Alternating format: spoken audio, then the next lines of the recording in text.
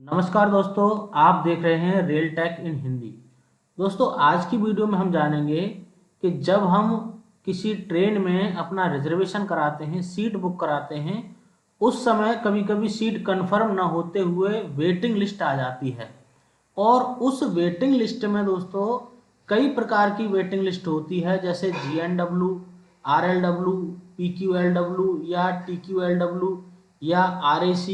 इस तरह की जब कोड वर्ड आते हैं तो हमें ये पता नहीं चलता है कि ये किस प्रकार की वेटिंग लिस्ट है और हमें क्यों ये दी गई है और इसके कन्फर्म होने के क्या चांसेस हैं। तो दोस्तों, आज की वीडियो में हम जानेंगे कि ट्रेन में वेटिंग लिस्ट कितने प्रकार की होती है, कुछ मुख्य मुख्य जो वेटिंग लिस्ट हैं उनके बारे में हम बताएंगे और उनके कंफर्म होने के चांसेस भी आपको बताएंगे कि कितने चांसेस होते हैं कि ये जो सीट है वो कंफर्म हो जाएगी। तो सबसे पहले दोस्तों बात करते हैं हम जनरल कोटा वेटिंग लिस्ट, यानी कि जब कभी आप टिकट बुक कराएंगे तो आपके टिकट पे ये कोड लिखा आएगा GNWM। तो दोस्तों इसका अर्थ होता है कि जनरल वेटिंग लिस्ट जब कोई ट्रेन के रूट के सबसे पहले स्टेशन से यात्रा करता है और उसकी टिकट कंफर्म नहीं होती है, तो ऐसी स्थिति में टिकट जनरल वेटिंग लिस्ट में चला जाता है। इस वेटिंग लिस्ट के कंफर्म होने की काफ़ी संभावना होती है दोस्तों। तो इसमें क्या होता है, देखिए मान लीजिए कोई ट्रेन है जो नई दिल्ली से शुरू हो रही है ट्रेन और आपकी हावड़ा तक जाती है लास्ट, और आपने इन दोनों स्टेशनों के बीच में रिजर्वेशन कराया, मतलब नई दिल्ली से सीधा हावड़ा तक, और उस समय आपकी सीट कंफर्म नहीं हुई, तो आपकी जो टिकट है उस पर मार्क आएगा GNWL, यानी कि जनरल कोटा वेटिंग लिस्ट। तो इसमें दोस्तों आपकी जो टिकट कंफर्म होने की काफ़ी संभावना होती है कि ये टिकट आपकी कंफर्म हो जाएगी। इससे अगला है दोस्तों रिमोट लोकेशन वेटिंग लिस्ट।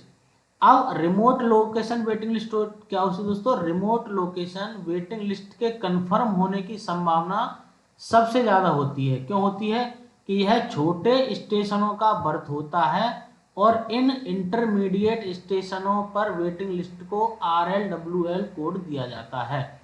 यानी कि मान लीजिए कोई ट्रेन है जो नई दिल्ली से हावड़ा तक जा रही है और कानपुर से गया होते हुए जाएगी।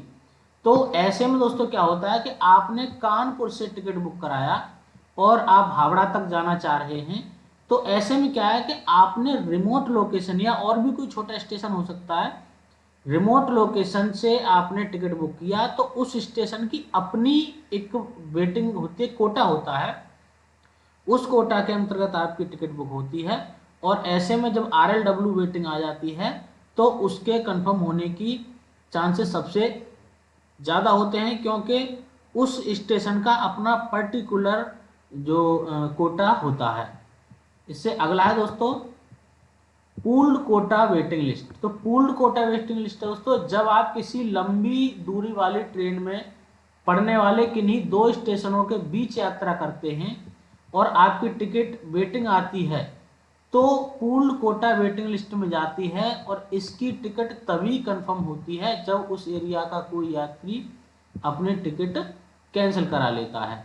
तो यहाँ पे है दोस्तों एग्जांपल देते हैं। देखिए अगर कोई ट्रेन है जो नई दिल्ली से और हावड़ा तक जा रही है और आपने क्या किया, उसके बीच के स्टेशनों से यात्रा शुरू की, मान लीजिए कानपुर से शुरू की और गया पे खत्म कर दी, यानी कि शुरू से लास्ट तक आपने कोई सफर नहीं किया, बीच में ही आप चढ़े और बीच में उतर गए। तो ऐसी जब आप टिकट बुक कराते हैं तो उस कंडीशन में जो वेटिंग लिस्ट होती है उसे पूल्ड कोटा वेटिंग लिस्ट कहते हैं। और दोस्तों इस वेटिंग लिस्ट के क्लियर होने के चांसेस बहुत कम होते हैं। अगला है दोस्तों रोड साइड वेटिंग लिस्ट। अब रोड साइड वेटिंग लिस्ट क्या होती है दोस्तों, ऐसी वेटिंग लिस्ट जो ट्रेन के शुरुआत वाले स्टेशन से मिलती है उसे रोड साइड वेटिंग लिस्ट बोलते हैं। मान लीजिए कोई ट्रेन शुरू हुई नई दिल्ली से और हावड़ा तक जाती है, लेकिन आपने क्या किया, आपने नई दिल्ली से या तो कानपुर तक कराया या गया तक कराया या कोई भी बीच में स्टेशन है उस पर आप उतर गए, या कोई और रोड साइड स्टेशन है वहां पर उतर गए, तो ऐसी जो वेटिंग लिस्ट है उसे RSWL बोलते हैं, रोड साइड वेटिंग लिस्ट। ऐसी वेटिंग लिस्ट के दोस्तों कंफर्म होने के चांसेस कम रहते हैं। अगला है दोस्तों तत्काल कोटा वेटिंग लिस्ट। अब तत्काल कोटा वेटिंग लिस्ट क्या होता है दोस्तों? तत्काल में टिकट बुक करने के बावजूद वेटिंग मिलने पर उसे दोस्तों TQWL कहा जाता है, तत्काल कोटा वेटिंग लिस्ट। इस टिकट के कंफर्म होने के चांसेस बहुत कम होते हैं, यानी कि तत्काल कोटा में आपने रिजर्वेशन लिया है और टिकट कंफर्म नहीं है तो समझिए ये आपकी टिकट कंफर्म होगी ही नहीं, 99% तो कंफर्म होगी ही नहीं। तो तत्काल कोटा वेटिंग बहुत ही कम दोस्तों क्लियर होती है। अगला है दोस्तों नो सीट बर्थ। अब इसमें क्या होता है? नो सीट बर्थ ये दरअसल वेटिंग लिस्ट नहीं है, ये टिकट का एक टाइप है जिसमें 12 साल से कम उम्र के जो बच्चे हैं उनका आधा किराया कर लेकर सफ़र करने की अनुमति होती है, हालांकि इसमें सीट नहीं दी जाती है। अगर दोस्तों आपने टिकट बुक कराया है 12 साल से कम उम्र के बच्चे का और उस पर लिखा है NOSB, इसका मतलब है कि बच्चे का रिजर्वेशन तो है, आधा किराया लेकर रिजर्वेशन हो गया है, लेकिन उसको रेलवे सीट नहीं देगी। ये दोस्तों NOSB के अंडर होता है। अगला है रिजर्वेशन अगेंस्ट कैंसिलेशन। अब दोस्तों इसको बोलते हैं शॉर्ट में RAC। तो रिजर्वेशन अगेंस्ट कैंसिलेशन में क्या होता है कि इसमें एक ही सीट दो यात्रियों को आधी आधी दी जाती है, और जैसे ही कोई कंफर्म टिकट कैंसिल होती है तो सबसे पहले इन्हीं लोगों की टिकट कंफर्म की जाती है और पूरी सीट दोस्तों इनको दे दी जाती है। इसे कंफर्म होने की संभावना दोस्तों सबसे अधिक होती है, यानी कि जो RAC है, RAC के कंफर्म होने की संभावना सबसे अधिक होती है। तो दोस्तों ये थी कुछ ट्रेन में जो रिजर्वेशन कराते समय मिलने वाली वेटिंग।